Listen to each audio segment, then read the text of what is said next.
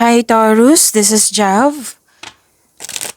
Welcome pa sa ating channel at ito inyong Daily Gabay Tarot reading for May 7, 2025. Kung naka-resonate kayo, comment down. Kung hindi kayo naka-resonate, ibigay niyo po sa iba kasi general reading po ito.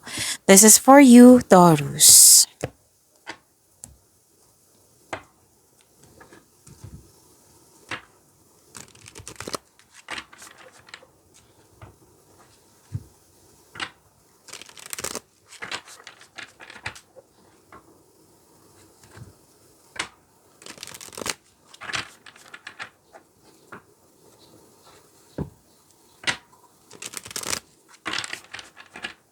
Para po ito sa inyo, Taurus.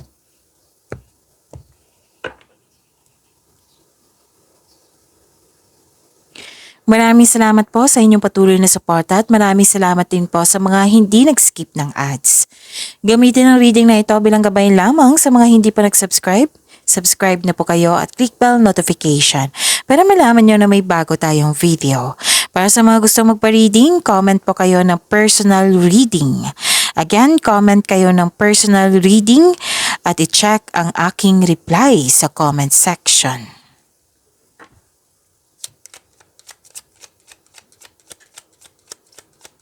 Spirits Guide, mga ganap pa para kay Taurus. I need 3 cards po.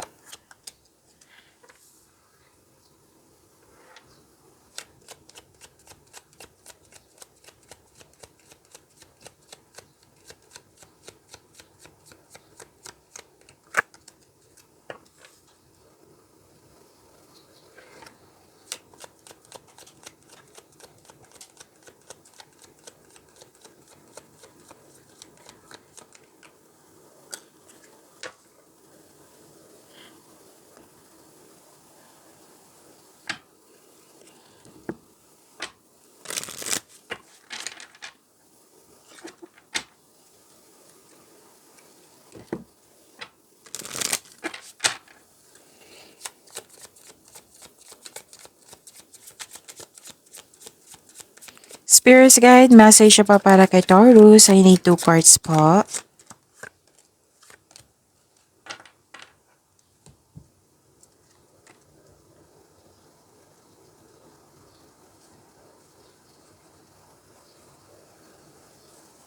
Okay, Taurus.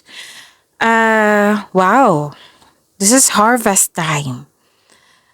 Pwedeng lumabas to kahapon sa inyo kung hindi ako nagkakamali. So, harvest time, pwedeng may dumating na pera or bayad na sa binigay niyong serbisyo, pwedeng sweldo, pwedeng literal na harvest, pwede din yung tinanim niyong produkto na naging fast moving.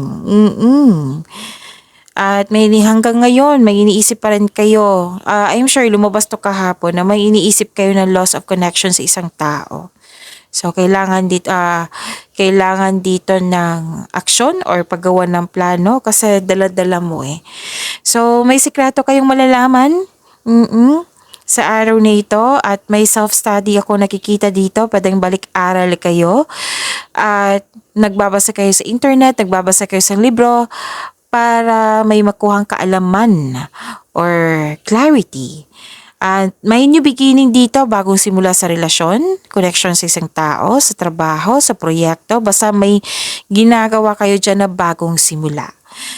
Pwede din na hired kayo kahit walang experience, pwede din na nagkaroon po ng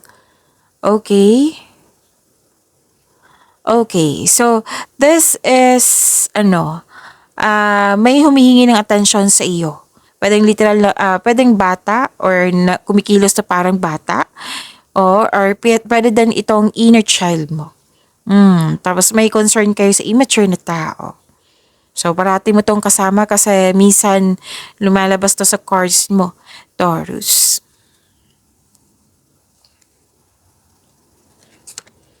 So, it's a chance to explore new opportunities or experiences. Wow. Opportunities, new experiences. Wow, ang ganda. It's an opportunity. Another cards. Opportunity, See that? opportunity. So, claim niyo po ito. It's an opportunity to overcome obstacle. Para din niyang sagot sa inyong mga katanungan, solusyon sa inyong problema.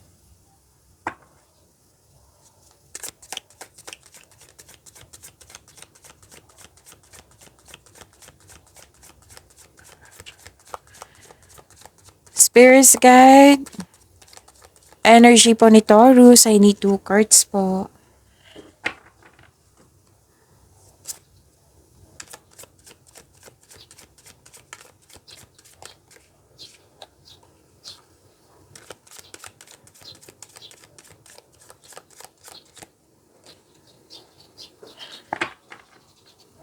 Kung may narinig kayo or may nakita kayong repeating message, like for example, nanood kayo ngayon ng May 6 and May 7, 2025 na video reading nyo dito sa channel natin at may napansin kayo na repeating message, yan po yung pinupush ng cards na kailangan yung bigyan ng atensyon, solusyon, aksyon kung maaari po. At okay. Yun, so ano yung energy ni Taurus?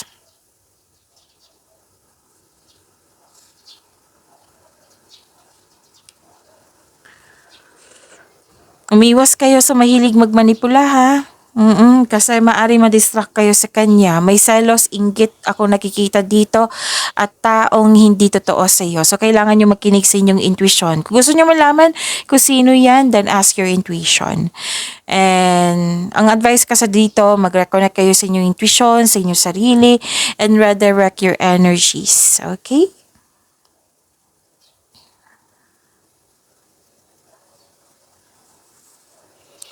At may concern kayo, parati tong concern mo. Pwede talaga na parati mo tong kasama. So may concern dito sa hindi marunong magbigay halaga, may dalawang card kasi nagsabi dito na may selos. Na nangyari. Selos, inggit.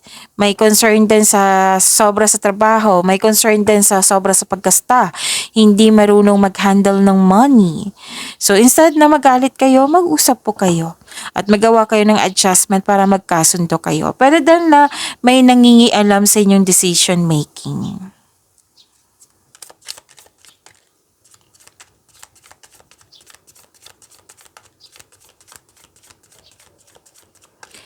Spirits guide,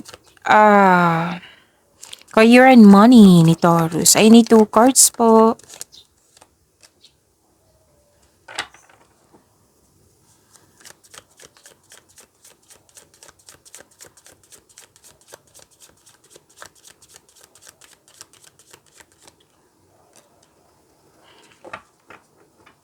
May nangingialam talaga sa inyong decision making, Taurus. Sabihan nyo, may sarili akong isip. Matalino ka, matalino ako, sabihan nyo. Matalino ako, alam ko yung ginagawa ko. So, joke lang po. So, yun. Actually, nasaktan ka kasi nangingialam yung tao sa inyong decision-making process. So, you have to, to have time for reflection. Kung tama ba yung ginagawa niya? Tama ba na magpa-apekto ka sa kanya? Tama ba na magkaroon ka ng hesitation na para sa paggawa ng desisyon or aksyon? Time for reflection. Para maisip mo kung tama ba yung reaction mo. If I were you, huwag kayong magpa-apekto sa kanya. Kasi may sarili kayong desisyon. Matalino kayo, Taurus. Masipag din. Okay, so yun. Dalawang card na mismo nagsabi niyan ha. Different card, but yung pinupush talaga yung message. Abay ko naman sa inyo, pag repeating message yan, kailangan yung bigyan ng atensyon na kung maaari, bigyan nyo ng solusyon, ng taksyon. At the end of the day, kayo naman po ang mag-decide niyan. Kaya ang advice ng card dito, time for reflection. Okay, so pagalingin ng sarili. Oo, kahit hindi ka comfortable sa situation mo ngayon, kailangan i-process mo yung nararamdaman mong bigat.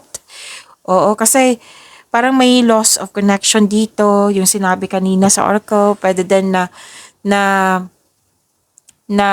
tutusin yung decision. So, allow yourself na i-heal. Kung gusto mo magkaroon ng moving forward into a new direction, kailangan niyong magkaroon ng healing. Kasi may away akong nakikita dito.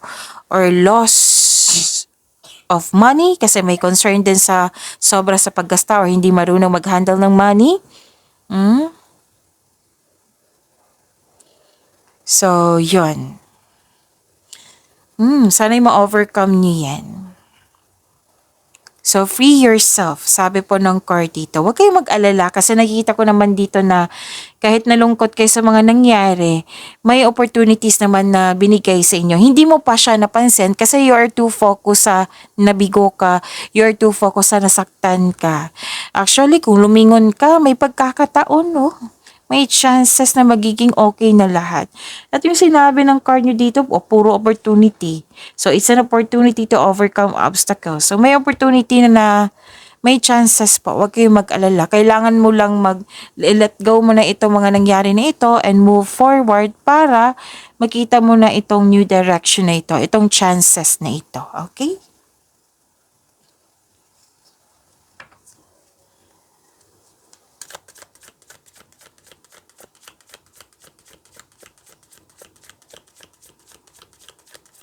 Spirits guide, love life, self-love, partnership, and your messy Taurus.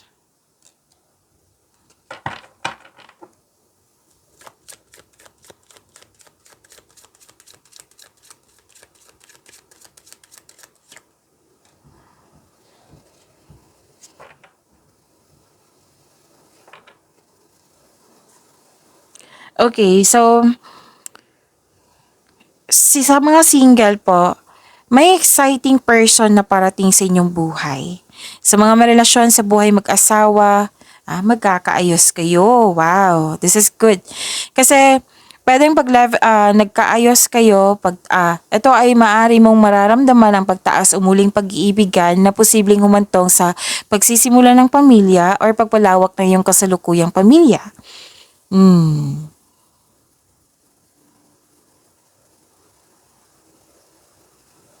Okay. May nakita rin ako dito na